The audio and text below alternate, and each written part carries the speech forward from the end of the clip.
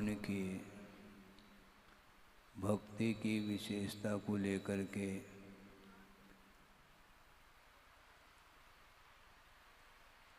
भक्ति जब करते हैं उस समय एक श्लोक पढ़ने को मिलता है और वह भक्ति की विशेषता को सूचित करने वाला श्लोक है कि एकापि समर्थेयं जन भक्तिर दुर्गतिम निवारयितुं पुण्यानि च पूरयितुं दातुं मुक्तिश्रियं कृतिनः। इस प्रकार श्लोक आता है। एकापि इयं भक्ति समर्था, जन भक्ति, जिनेन्द्र भगवान के प्रति की गई जो भक्ति है वह अकेली भक्ति ही समर्थ है। क्या करने में समर्थ है? दुर्गतिम निवारयितुम, दुर्गति से बचाने वाली वह भक्ति है। और आप लोगों को कौन सी गति मिली है? दुर्गति तो मिली नहीं, क्योंकि इस मनुष्य पर्याय से ही स्वर्ग आदि को प्राप्त करना तो कोई बड़ी बात नहीं है, किंतु इस मनुष्य पर्याय के माध्यम से ही मुक्ति मिलती है। इसलिए इसको सद्गति के रूप में स्वीकार करना चाहिए। प्राय करके व्यवहार में देखने को मिलता है, किसी का अवसान हुआ है तो वह स्वर्गीय लिखता है, जो चला गया वो नहीं लिख रहा है, किंतु उनके जो मेंबर हैं वे लिखते हैं स्वर्गीय अमुक अमुक व्यक्ति। किंतु आचार्य कहते हैं स्वर्ग को प्राप्त करना ये बहुत अच्छी गति नहीं मानी जाती। सद्गति इसको हम इसलिए मानना नहीं चाहते हैं। पुण्यार्जन करके स्वर्ग आदि को प्राप्त करना अलग वस्तु है, किंतु उस स्वर्ग से मुक्ति नहीं मिलती है। सिद्धालय बहुत पास है, निकटवर्ती है। सरवार सिद्धि में जो अहमिंद्र रहते हैं उनसे जो सिद्धालय है वो ज़्यादा दूर नहीं है, कुछ ही योजनों में वह सिद्धालय आ जाता है। किंतु वहाँ से सरवार सिद्धि से 33 सागर की जिन्हें आयु मिली है और वहाँ पर सारे सम्यक दृष्टि ही उत्पन्न होते हैं और वहाँ से मोक्ष प्राप्त करने के लिए पुरुषार्थ कर भी ले तो भी उन्हें मुक्ति इसलिए नहीं मिलती क्योंकि देवगति में संयम उपलब्ध नहीं है। सम्यक दर्शन को तो प्राप्त कर लेता है अथवा सम्यक दृष्टि ही वहाँ पर उत्पन्न होता है, किंतु वहाँ पर देश संयम और सकल संयम को अंगीकार करने के लिए जो उपयुक्त भाव होना चाहिए वो भाव नहीं हो पाते हैं, क्योंकि वैकृक शरीर है और औदारिक शरीर के अलावा वैकृक शरीर में संयम को धारण करने के लिए वो उपयोगी सिद्ध नहीं होता है। इसलिए देव गति से भी मनुष्य गति को हम अच्छी गति मानते हैं। और आप लोग किस गति में हैं? मनुष्य गति में हैं। सोचो, विचार करो। और एकापि समर्था इयं भक्ति जन भक्ति दुर्गतिम निवारयितुम समर्था, ऐसा कहा। दुर्गति से बचाने में सक्षम ये अकेली भक्ति है। भक्ति का महत्व समझ में आना चाहिए। निरंतर भक्ति करते हुए भी वह दुर्गति से संसारी प्राणी बच नहीं पा रहा है, तो वह भक्ति कर तो रहा है, किंतु उसके भीतर कौन कौन से परिणाम हैं इसका परिज्ञान हमें नहीं हो सकता। आपके भीतर कौन से विचार चल रहे हैं यह विषय मेरे बुद्धि का विषय नहीं। आप प्रभु के सामने बैठो क्या अन्यत्र बैठो, आपके विचार कौन से विचार उत्पन्न हो रहे हैं। जिनेंद्र भगवान की भक्ति के रूप में विचार आपके भीतर है तो निश्चित रूप से उस भक्ति के माध्यम से दुर्गति टल सकती है, टलती है। और दुर्गतिम निवारयितुम और पुण्यानि च पूरयितुम, जो पुण्य को पूरने वाली वह भक्ति है। भक्ति के माध्यम से ही पुण्य का, साथ से पुण्य का संचय भी किया जा सकता है, करने वाले करते हैं।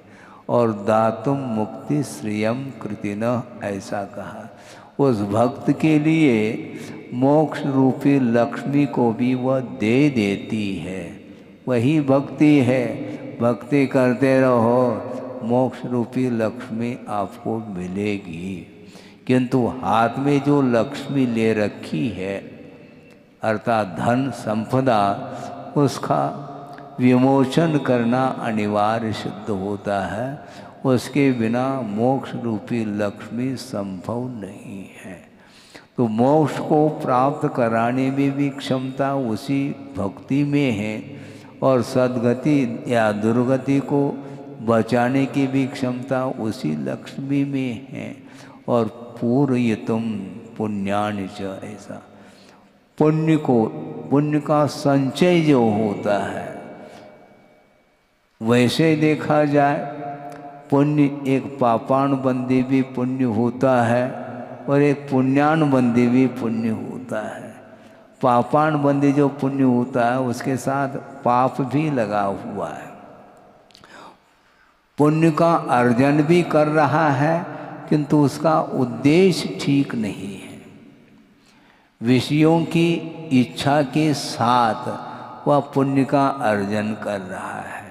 हाथ में जो थोड़ा बहुत क्या जो अर्थ धन है तो उसको छोड़ रहा है क्योंकि अधिक की इच्छा है। जो छोड़ रहा है धन को वह उत्तम त्याग के कोटि में इसलिए नहीं आता क्योंकि छोड़ने के उपरांत उससे भी कई गुना धन प्राप्त करने का भाव उसके अंदर है, इसलिए वह त्याग उत्तम त्याग के कोटि में नहीं आ सकता है। जैसे समझने के लिए एक व्यक्ति 100 का नोट दे रहा है दान स्वरूप और एक व्यक्ति 100 का नोट लगा रहा है। लगाना और देना इसमें अंतर मानते के नहीं? समझ में बात आ गई महाराज है?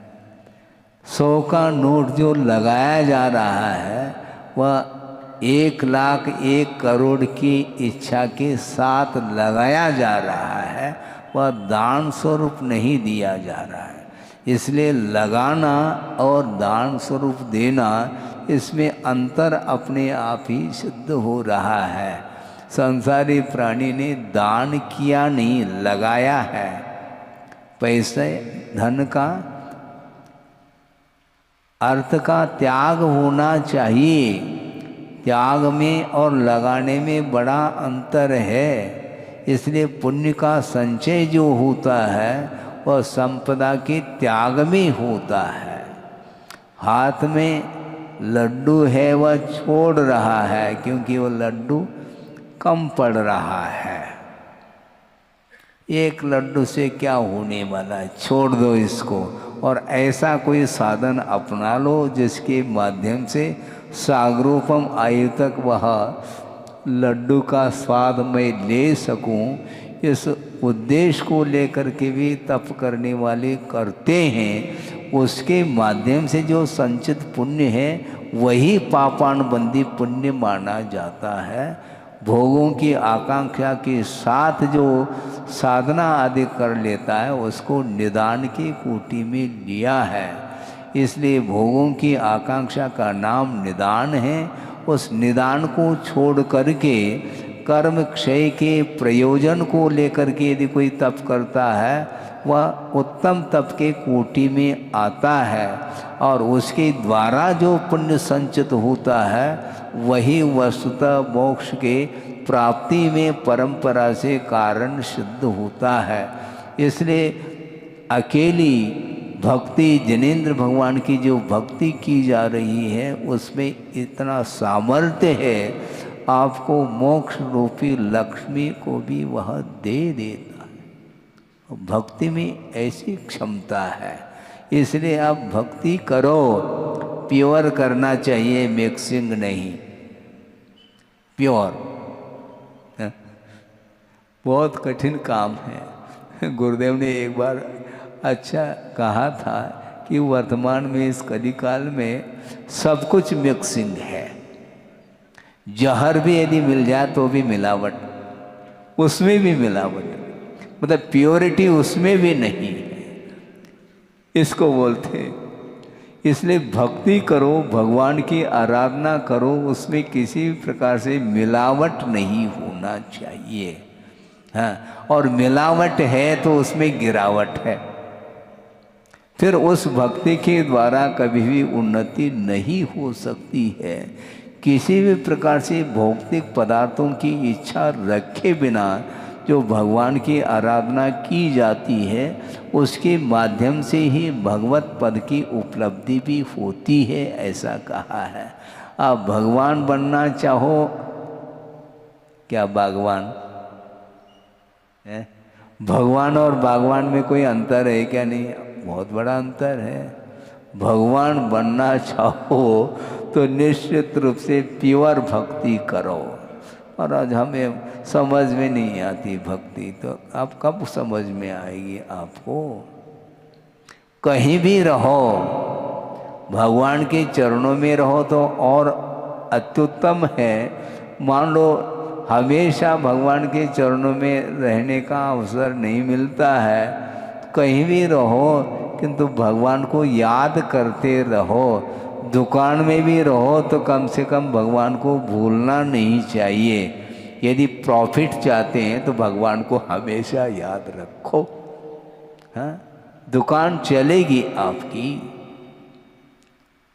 किंतु संसारी प्राणी उसकी जो इच्छा है, उसकी जो तृष्णा आशा है वह कभी समाप्त नहीं होती है, और की जो भूख है वह बनी ही रहती है। प्यास कभी बुझती नहीं उसकी। रात दिन बारिश हो रही है, उसके बाद भी प्यास बुझती नहीं। किसकी? धर्मामृत की वर्षा हो रही है मान लो, इसके बाद भी प्यास बुझती नहीं। और कौन बुझाए? अन्यथा नहीं लें, क्योंकि सबकी हालत है, केवल आपकी हालत की मैं बात नहीं करना चाहता, किंतु अतीत की ओर मैं दृष्टि रखता हूँ तो मैं भी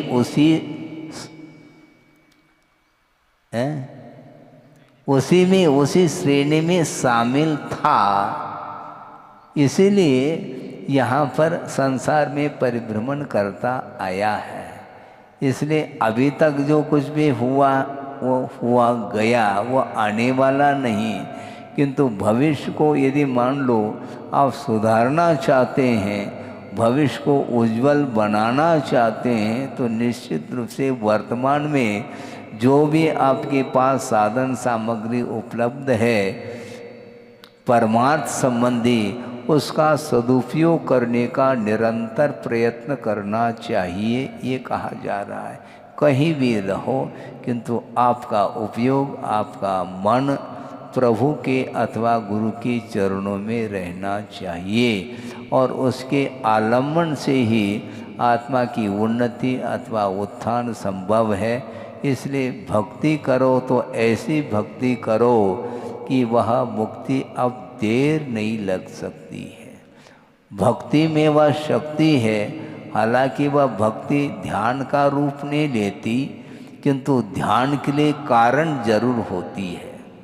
ध्यान में प्रवेश करने के लिए प्रभु की और गुरु की वंदना और भक्ति में हम लीन होते हैं तो निश्चित रूप से उसके माध्यम से ही साथ से पुण्य का संचय भी होता है, और उसके माध्यम से ऐसी एक शक्ति, ऐसा एक मनोबल जिसको बोलते हैं, और शारीरिक बल उत्पन्न हो जाता है, दीर्घ सहनन प्राप्त हो जाता है, और विशेष रूप से कर्म के क्षय करने की योग्य शक्ति प्राप्त जब होती है, उसका सदुपयोग करता है तो निश्चित रूप से उसके माध्यम से कर्म का क्षय होता है। इसलिए कर्म के क्षय के उद्देश्य को लेकर के भक्ति करने के लिए ये पर्याय मिली है। इसलिए निरंतर समय का सदुपयोग करिए। गुरुदेव का बार बार कहना रहता है, यह पर्याय मिली है, दीपक आपने जला दिया है, किंतु दीपक जल रहा है क्या?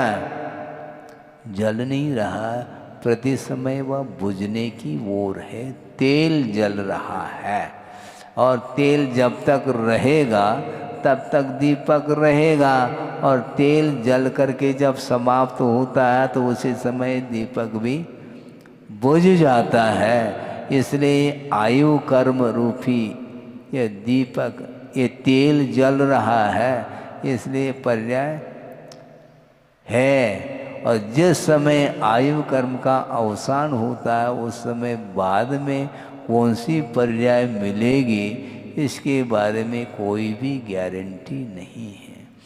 अवसान के पूर्व में ही आयु कर्म का बंद कर लेता है संसारी प्राणी, और आयु कर्म के बंद के योग्य जो परिणाम होते हैं उस समय किस किस्म के परिणाम होते हैं वो हम जान नहीं पाते हैं।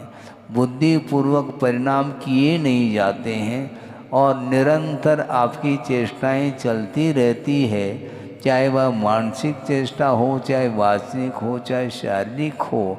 उन चेष्टाओं के माध्यम से विचार उत्पन्न होते ही रहते हैं, और उन परिणामों में यदि मान लो निर्मलता है तो विशुद्धि आदि है तो उसके माध्यम से सद्गति मिल सकती है। हमेशा संसारी प्राणी का पतन ही होता है ऐसा नहीं, हमेशा उत्थान ही होता है ऐसा नहीं। समय समय पर कर्म का जब उदय आता है तो अप डाउन की स्थिति बनी रहती है। आप दुकान खोलते हैं तो हमेशा प्रॉफिट ही होता रहता है क्या? लॉस होता है क्या? नहीं, लॉस भी होता है, कभी प्रॉफिट होता है, कभी no loss no profit. As it is, जैसा है वैसे वह बना रहता है, ये होता रहता है। ये परिणति ये हमेशा बनी रहती है, परिणाम हमेशा स्थिर नहीं रह सकते हैं, उसमें उतार चढ़ाव तारतम्य बना रहता है। तुलनात्मक दृष्टि से परिणामों में कभी वृद्धि कभी ह्रास ये होता रहता है। उस ओर ज़्यादा ध्यान नहीं देते हुए कर्तव्य को सामने रखते हुए हम चलते हैं तो निश्चित रूप से अपना भी हित हो सकता है और दूसरे का भी हित हो सकता है। और जो व्यक्ति दूसरे के हित के लिए कटिबद्ध होता है तो उसका हित तो नेट है, पक्की बात है। क्योंकि जो व्यक्ति दया का अवलंबन जिस व्यक्ति ने लिया है, करुणा, दया, अहिंसा अथवा अनुकंपा आदि रूप परिणाम जिसके अंदर उत्पन्न हो रहे हैं, उसके माध्यम से वह दूसरे का हित कर रहा होता है और उसके माध्यम से स्वयं का भी हित निश्चित होता है। इसलिए कभी भी यह मन में भाव नहीं लाना चाहिए हम इतना दूसरे के लिए कर रहे हैं, मुझे क्या मिल रहा है? मैं दूसरे के लिए कर रहा हूँ, मुझे क्या मिल रहा है? विश्वास तो रखो। दूसरे के ऊपर अनुग्रह करने से अपने आप के ऊपर भी अनुग्रह होता है, ये कहा है आगम में। जैसे दान के क्षेत्र में प्रसंग आता है कि एक सूत्र भी आता है, अनुग्रहार्थम स्वस्याति सर्गो दानम कहा है। अनुग्रह के उद्देश्य को लेकर के वह धन का अतिसर्ग अर्थात त्याग करता है। प्रश्न ये वो उत्पन्न होता है कि दाता पात्र के लिए दान दे रहा है तो पात्र के ऊपर अनुग्रह हो गया। पात्र के ऊपर क्या अनुग्रह हो गया? उस दान के माध्यम से पात्र के लिए जो दान दिया है उसके माध्यम से पात्र में रत्नत्रय आदि की अभिवृद्धि के लिए वह दान कारण सिद्ध होता है, और स्वयं के लिए पुण्य संचय ऐसा कहा है। आप दान दे दो, पुण्य का संचय करो, सोचो विचार करो।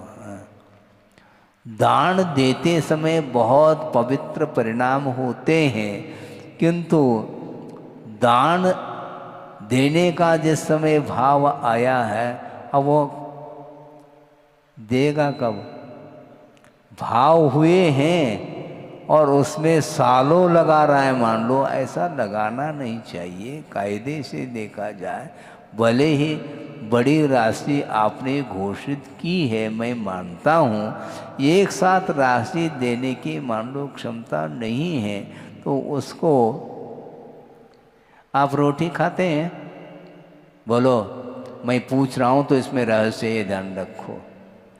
रोटी खाते हैं? ग्रास खाते हैं। इसलिए आपने घोषणा करी है रोटी की, ग्रास देते चले जाओ, है वह किस्तों में डिवाइड होता चला जाएगा, है आपकी संपदा व राशि। तो इस प्रकार जो है दान की पद्धति होती है। निरंतर दान के भाव होना चाहिए, क्योंकि आप दुकान में जाते हैं और राशि देते हैं, जितनी राशि आप देंगे उतना ही माल मिलेगा, अधिक कहाँ से मिलेगा मुझे बताओ। और दूसरी बात, उधार चाहते हैं आप, उधार नहीं देता, वो बहुत होशियार है, उसने लिख रखा है आज नगद कल उधार, खत्म। वह प्लेट दिखता है प्रतिदिन जाएगा, तो कल आपने कहा था ना उधार, तो वही तो, इसलिए तो मैं कह रहा हूँ ना, आज नगद दे दो, कल उधार दे देना, उधार मिल जाएगा कल। आज नगद कल उधार, और उल्टा हो रहा है। आज नगद देना चाहिए ना, तो देंगे तो निश्चित रूप से संचित होगा पुण्य।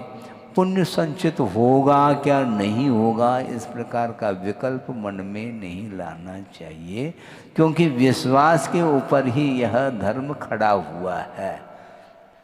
ये नींव है, फाउंडेशन, मोक्ष मार्ग की प्रथम सीढ़ी कहा है। किसको? सम्यक दर्शन को, आस्था को, श्रद्धान को। और या बिन ज्ञान चरित्रा कहा। सम्यक दर्शन के अभाव में ज्ञान और चरित्र का कोई मूल्य नहीं है, क्योंकि उसमें समीचीनता जो आती है और सम्यक दर्शन के आस्था के माध्यम से आती है। इसलिए बड़ी आस्था के साथ आप निरंतर धर्म की आराधना करते रहो, तो आपके लिए बहुत ही जल्दी उस भक्ति का फल मिलने वाला है। और आज हम निरंतर कर रहे हैं भक्ति, कहाँ के लिए? मणिया जी के लिए है?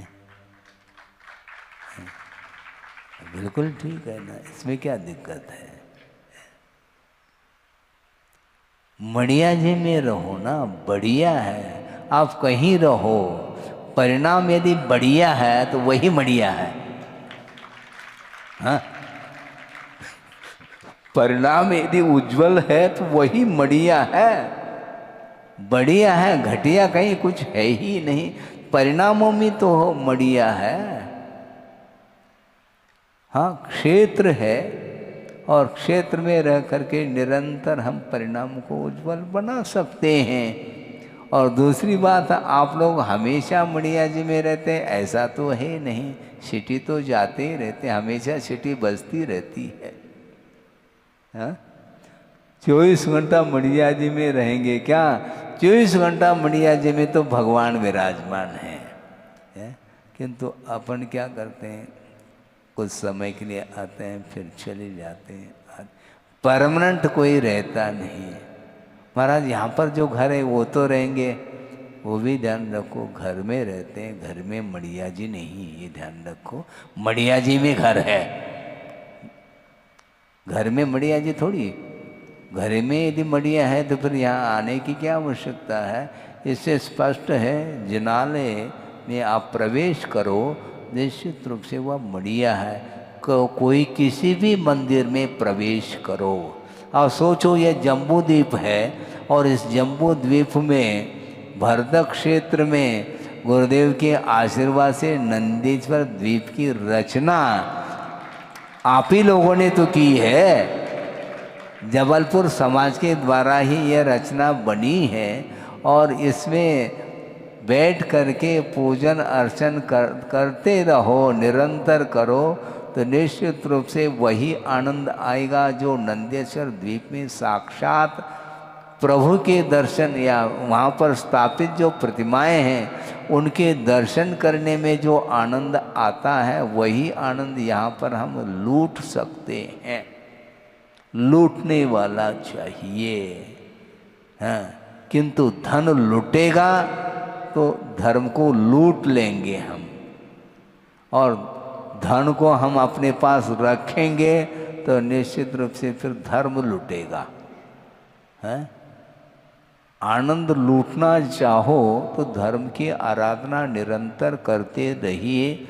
आपका समय हो गया है। संक्षिप्त में हमने यही आपके सामने भाव रखा है कि निर्मल परिणाम के साथ भगवान की प्रभु की भक्ति करते हैं, निश्चित रूप से धीरे धीरे धीरे विकास भले ही हो, इसमें कोई बाधा नहीं, क्योंकि वर्षा धीरे धीरे होती है तो वह अच्छी मानी जाती है, क्योंकि उसमें तेज़ी से यदि वर्षा हो जाए तो वह बह जाता है पानी, किंतु धीरे धीरे बारिश होती रहे तो निश्चित रूप से वह जमीन में नीचे तक वह पानी पहुंच जाता है। उसी प्रकार धीरे धीरे भक्ति करो, किंतु निरंतर भक्ति करने से उसका फल सामने आ जाता है। पता तक नहीं पड़ता कि ये किसका परिणाम है, ये भक्ति का परिणाम है क्या और किसका परिणाम है। इसीलिए आस्था बहुत बड़ी चीज़ है। आस्था को बिल्कुल और मजबूत बनाते हुए, परिणामों को निर्मल बनाते हुए अपने जीवन को व्यतीत करने का पुरुषार्थ करेंगे। निश्चित रूप से हमें चाहिए, जिसकी हमें इच्छा है, प्रभु बनने की इच्छा है, तो निश्चित रूप से आप प्रभु बन सकते हैं। बने इस पवित्र भावना के साथ। अहिंसा परमो धर्म की जय।